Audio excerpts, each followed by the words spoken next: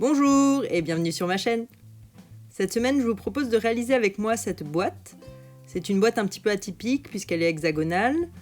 Elle s'ouvre grâce aux deux petits rubans que vous pouvez voir devant et à des aimants. Comme ça, elle reste parfaitement fermée. Elle laisse apparaître 3 étages dans lesquels vous pourrez, si vous le voulez, mettre des petits cadeaux, des gourmandises si vous souhaitez l'offrir ou pourquoi pas la garder pour vous et ranger votre matériel dans votre atelier. Elle a un petit couvercle dessus qui vous permet de la fermer complètement. Pour la réaliser, j'ai utilisé la nouvelle collection qui s'appelle Feuillage Infini, qui fait partie du nouveau catalogue qui est sorti depuis le 3 juin chez Stampin' Up. Donc ce sont des papiers et des découpes, des tampons qui sont absolument magnifiques. Donc si vous aussi vous voulez faire cette boîte, suivez-moi. Et comme d'habitude, vous retrouverez tous les plans de découpe et de marquage, ainsi que la liste des courses nécessaires pour réaliser cette boîte sur mon blog, dont je vous remets aussi le lien en barre d'infos. Pour faire cette boîte, vous aurez besoin de réaliser 3 hexagones comme ceci, donc j'en ai déjà fait 2 en avance. Et pour les réaliser, vous avez besoin d'un morceau de papier de la couleur Juste Jade, qui est une nouvelle couleur qui est sortie avec le nouveau catalogue, et d'une bande de papier assortie qui mesure 9 par 22 cm. Pour le morceau de papier, il vous faut simplement un morceau où vous pouvez faire un cercle de 3,5 cm de rayon. Nous aurons aussi besoin de 2 hexagones de la couleur Pan-Pin-Pan pour réaliser le fond de la boîte et le couvercle. Donc je vais vous montrer comment réaliser ces hexagones. Il vous faut simplement des morceaux de papier où vous pouvez faire un cercle de 3,5 et 3,7 cm de rayon. Pour le couvercle, vous aurez aussi besoin d'une bande de papier pour faire le tour du couvercle, donc qui mesure 21,4 cm par 2,5 cm, et on viendra marquer des plis tout le long. Je vous montrerai lesquels. Il vous faut aussi un grand morceau de papier de la couleur Pan-Pin-Pan pour réaliser le tour de la boîte. Donc ce panneau doit mesurer 21,6 par 9,2 et nous marquerons là aussi des plis. Pour les panneaux de matage, j'ai utilisé le papier de la nouvelle collection. Il vous faut 6 morceaux pour l'extérieur et 6 morceaux pour l'intérieur. Et là, en fait, j'ai utilisé le recto et le verso de la même feuille. Simplement, quand vous découpez au verso, faites bien attention que vos panneaux soient dans le sens de la hauteur, que les raies soient dans le sens de la hauteur. Et tous les morceaux ont une mesure identique et mesurent 9 par 3,3 cm. Donc pour les 12 morceaux. Concernant le papier que j'ai utilisé, il vient de cette nouvelle collection qui s'appelle Feuillage Infini et il vous propose une quantité de papier avec des feuilles, tout dans les couleurs vert et bleu-vert, et il va être très sympa pour réaliser des cartes estivales cet été. Donc voilà, vous pouvez voir tous les motifs différents. Moi, j'ai choisi la première feuille que vous voyez apparaître, qui donc a un recto avec ses lignes un peu serrées, un peu bayadères. J'ai aussi utilisé le nouveau set de tampons qui s'appelle Émotion et Feuillet. Là, je ne l'ai utilisé que pour le message, mais il y a toutes sortes de possibilités. Et les matrices de découpe qui y sont assorties pour faire les feuilles et le message sur le haut de mon couvercle. Concernant les petits rubans à l'avant de la boîte, ce sont les rubans des nouvelles Incolor de cette année, qui est couleur Juste Jade. Donc il vous en faut 2 petits morceaux qui mesurent à peu près 4 cm chacun. Je vais embosser le message sur le haut de mon couvercle, donc je vais utiliser ma Versamark ainsi que de la poudre à embosser blanche. Et pour réaliser les 3 petites feuilles, il vous faudra 3 chutes de papier de la couleur Juste Jade, Souffle d'écume et Riche Raisin, qui sont toutes les 3 coordonnées à notre papier design. Je vais maintenant vous montrer comment réaliser les hexagones pour nos étages de la boîte. Ça sera la même chose pour tous les hexagones de cette boîte, simplement la mesure changera. Donc vous prenez votre compas et vous prenez une mesure à 3,5 cm pour pouvoir dessiner un cercle sur votre papier. Une fois que vous avez dessiné ce cercle, vous posez la pointe de votre compas sur le bord du cercle et vous faites une première marque à 3,5 Et ensuite, vous décalez votre pointe sur chacune des marques et vous remarquez une nouvelle fois. Donc vous obtenez ainsi 6 marques. Et il ne vous reste plus qu'à relier les marques entre elles par une ligne droite. Et vous obtenez un hexagone parfait que l'on va pouvoir venir découper avec des ciseaux. On va faire cette opération 3 fois pour avoir nos 3 étages de boîte. Et une fois pour le couvercle, mais cette fois-ci à 3,7 cm. Et pour le dessous de la boîte, ça sera en pan-pan-pan à 3,5 cm aussi. Mais je vous le redirai en temps voulu. Donc on découpe bien sur le bord de la ligne en restant le plus droit possible et on obtient notre hexagone. Pour fabriquer le tour de l'hexagone, on prend la bande de papier de 22 par 4 et on va marquer dans le sens de la hauteur, c'est-à-dire dans le sens où la bande est la plus longue, une première marque à 1 cm. Et ensuite on retourne notre bande et on marque à 3,5, à 7 cm, à 10,5 cm, à 14, à 17,5 cm et à 21. Donc nous avons toutes nos marques et maintenant nous allons découper nos onglets, donc en biaisant légèrement. Le plus simple c'est que vous regardiez le final, mais à chacun des onglets en fait on fait un petit triangle qui atteint la première marque à 1 cm sur chacune des lignes de pli. Comme ça, les onglets vont pouvoir s'installer correctement autour de l'hexagone. Une chose très importante, c'est de marquer correctement tous les plis avec le plioir pour que ça soit le plus précis possible quand vous viendrez le coller. Et quand vous marquez vos plis, faites bien attention de rester bien droit, bien aligné par rapport au dessous de votre bande. On marque bien évidemment aussi les plis des onglets.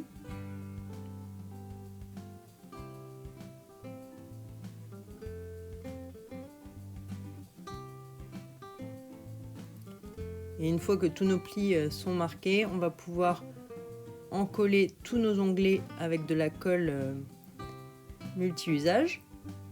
Donc sur la partie interne des onglets, celle qui est vers l'intérieur, on va pouvoir mettre de la colle d'un coup sur chacun d'eux, de manière à pouvoir les coller tous les uns à la suite des autres sur notre hexagone et qui prennent bien la bonne forme.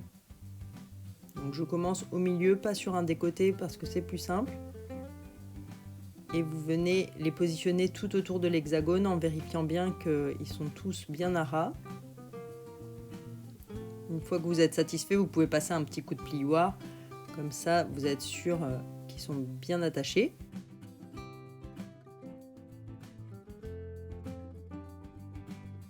Et pour l'onglet qui se trouve à l'extérieur de la boîte, qui va relier en fait la bande d'un côté à l'autre, on va le coller, mais celui-ci on va le coller sur l'extérieur justement, pour ne pas qu'il se voie. Une fois qu'on collera nos petites boîtes sur le support, on ne verra plus l'onglet.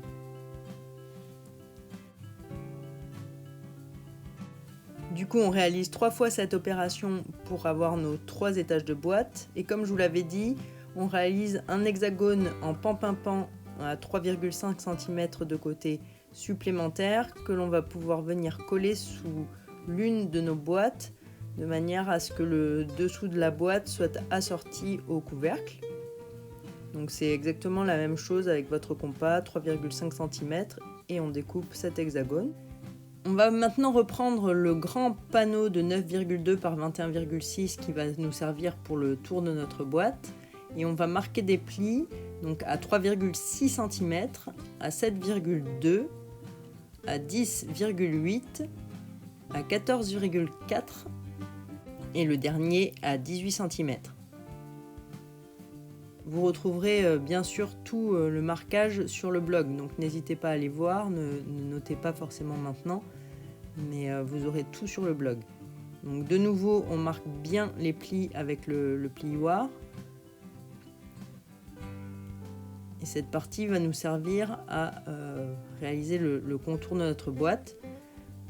Pour ça, on va prendre notre morceau maintenant plié avec les plis, enfin de la face interne de cette feuille, et on va marquer le centre de manière à pouvoir venir poser nos rubans. Donc le centre, étant donné que ça fait 9,2, le centre est à 4,6 cm. On marque le centre de chaque côté. Et on va installer nos rubans grâce à de l'adhésif double face de part et d'autre de ces marques. Donc là on prend un morceau de ruban d'environ 4-5 cm à peine, 2 fois, et on va le replier sur lui-même pour créer nos petites tirettes d'ouverture de boîte. Donc pour ça j'installe un morceau de scotch double face juste sous la marque que je viens de créer, de manière à ce que les deux rubans ne soient pas l'un sur l'autre, mais bien l'un après l'autre. Donc on colle notre ruban sur l'adhésif que l'on vient de mettre, et ensuite on replace un petit morceau d'adhésif sur cette partie de ruban. Comme ça on va pouvoir replier le ruban sur lui-même, et il y aura une partie du ruban qui va rester souple, qui ne sera pas collée, et qui va nous servir à l'ouverture de notre boîte. Et le reste sera bien attaché à la boîte. Donc on peut refaire la même chose de l'autre côté en vérifiant bien où est-ce qu'on doit positionner le ruban pour qu'il ne se retrouve pas sur l'autre. Donc là, comme j'ai retourné mon papier, c'est de nouveau sous la marque que je dois poser de l'adhésif. Et même chose, donc on pose 1,5 cm d'adhésif environ, et on refait la même opération de l'autre côté. Donc voilà, on a notre panneau avec nos deux rubans de part et d'autre de notre ligne centrale. Et là, je fais des marques pour savoir à peu près où je vais positionner les petits aimants qui vont servir à la fermeture. Donc ces petits aimants que vous retrouverez sur le blog aussi, que j'achète sur internet. Et je vais poser un mini point de colle sur une des faces de l'aimant, le positionner dans le coin inférieur droit, un mini point de colle sur l'autre aimant. Là je le descends un petit peu pour ne pas qu'il soit plus facile ensuite à positionner, à recouvrir, vous verrez. Et là je vais coller les panneaux de matage internes de la boîte. Et avant de les coller, je passe un petit coup de Stamping Right couleur pan-pin-pan pour bien finaliser ma boîte. Je l'ai fait sur les 6 morceaux bien sûr, mais je l'avais fait en avance. Et donc maintenant, je peux en coller chacun des panneaux. Et je vais commencer par un panneau qui n'est pas sur les aimants. Parce que sur les aimants, c'est un peu plus compliqué de bien les coller. Donc je colle d'abord tous les autres panneaux et je finirai par ceux où les aimants sont installés. Pour coller vos panneaux, c'est toujours la même chose. On les centre bien sur chacune des marques. Donc en laissant un petit liseré en haut, en bas et sur les côtés. Et au niveau des aimants, on fait exactement la même chose, mais on insiste un petit peu plus là où il y a l'aimant, de manière à s'assurer que le panneau est bien collé, puisque ça fait un tout petit relief. Donc faire bien attention que le papier est bien pris. Même chose de l'autre côté.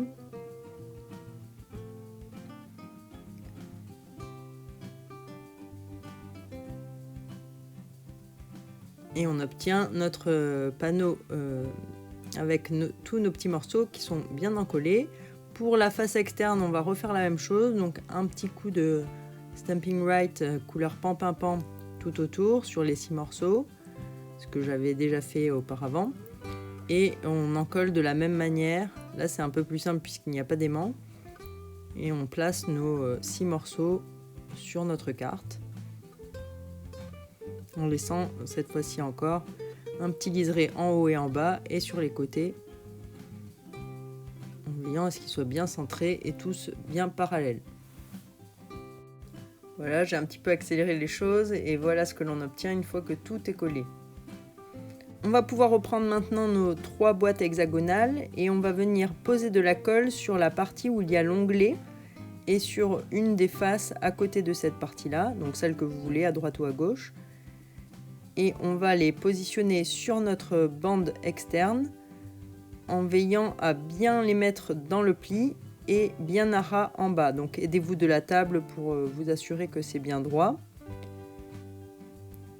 On prend, pour celle du bas, on prend bien sûr celle avec le dessous qui est couleur pan-pan-pan, puisque ça va être notre dessous de boîte. Et on va faire la même chose pour les 3 étages. Donc toujours la partie avec l'onglet, sauf que là on va décaler et on va mettre dans le pli suivant, c'est-à-dire en fait le 3e pli. Même chose, on s'assure que c'est bien l'un sur l'autre. Et pour la 3e boîte, c'est exactement la même chose, toujours l'onglet est dans le dernier pli cette fois-ci. Et si vous avez bien installé vos boîtes pile sur le pli, il n'y a aucun problème ensuite pour la refermer, il n'y a plus rien qui dépasse. Le plus important, c'est de bien s'aider de la table pour s'assurer que tout est droit et qu'il n'y a pas de problème et que tout fonctionne parfaitement. Donc voilà, une fois que tout est collé, on obtient nos 3 étages de boîte bien superposés et on va pouvoir mettre nos aimants. Donc là, il faut vérifier dans quel sens l'aimant s'attache à l'autre. Et une fois qu'on le sait, on pose un petit mini point de colle sur la face qui s'aimante à l'autre, puisque ensuite on va venir, hop, il se recolle quasiment tout seul, il est attiré. Donc c'est plutôt simple, en tout cas sur la partie du haut, c'est assez facile à poser.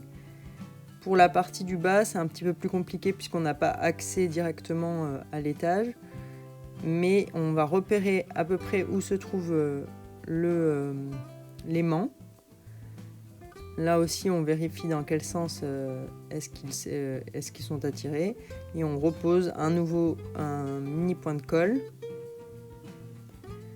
sur la face qui va être collée vers le papier. On l'installe à l'intérieur de la boîte, à peu près là où l'autre est censé se placer. On vérifie bien que tout est attaché et que ça tire correctement. Vous voyez là, hop, ça colle, donc normalement c'est bon. Une fois qu'on a fait ça, en fait, je vais cacher ces aimants grâce à 2 petites pastilles que j'ai découpées grâce à une perforatrice en forme de cercle, mais qui n'est plus au catalogue, mais on en trouve sur internet, donc ou vous pouvez aussi la faire tout simplement avec un compas et la découper à la main. Je trouve que c'est plus net et on ne voit pas l'aimant, donc je préfère cette finition. On n'est pas obligé de le mettre, il n'y a aucun problème. Donc si vous le faites, mettez bien de la colle sur votre pastille et appuyez bien pour que le tour de la pastille colle à votre papier et que vous soyez assuré que tout est bien maintenu. Voilà ce que l'on obtient une fois qu'on a terminé. Donc on va pouvoir s'attaquer à la décoration du couvercle et à son montage. Pour ça, on va prendre la bande de 21,4 par 2,5 et comme tout à l'heure, on va commencer par faire une marque dans le sens de la longueur à 1 cm tout du long. Donc on vérifie bien qu'on a bien positionné sur le 1 cm, on marque notre papier et ensuite on va faire des marques dans l'autre sens, donc à 3,4 cm, à 6,8, à 10,2, à 13,6, à 17 et à 20,4. Bon, là ma caméra s'est arrêtée donc vous ne verrez pas, mais c'est exactement la même chose que pour la précédente. Et ensuite on découpe tous nos onglets exactement comme pour nos différentes parties hexagonales. Et on vient bien sûr marquer correctement tous les plis. Et pour l'installer sur notre hexagone qui va nous servir de couvercle, donc cet hexagone là je l'ai découpé en faisant un cercle, mais cette fois-ci à 3,7 cm de côté. Donc vous refaites la même opération que pour vos parties, vos différents étages, mais c'est juste un tout petit peu plus grand, donc ça fait 3,7 de côté. Et on installe là une par une chacune de nos parties en laissant un petit liseré qui fait environ 2 mm. Ce qui va permettre que le couvercle recouvre bien le haut de la boîte et que la bande s'intègre parfaitement dans la boîte. Donc vous en collez partie par partie et vous restez bien parallèle au bord en laissant 2 mm.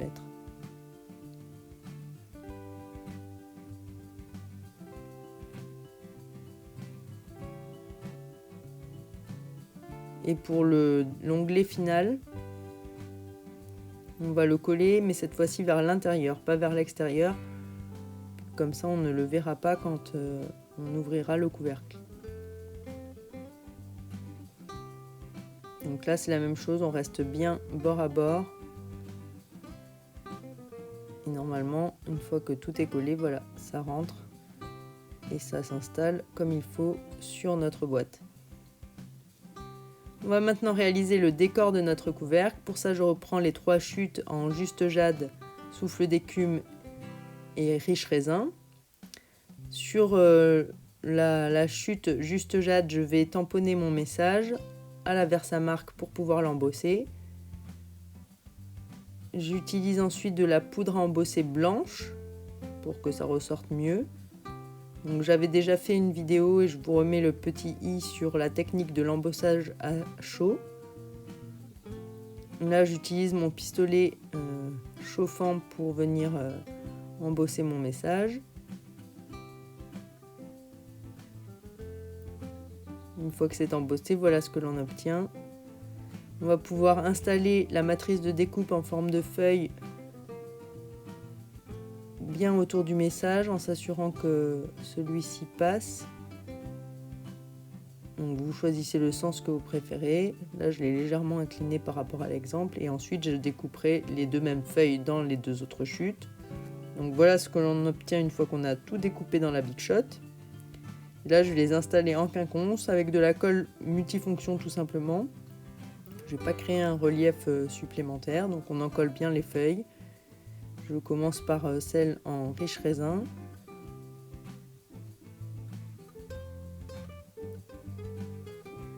Et ensuite celle en souffle d'écume que je viens poser par-dessus en inclinant légèrement. Et je finis avec celle avec mon message embossé.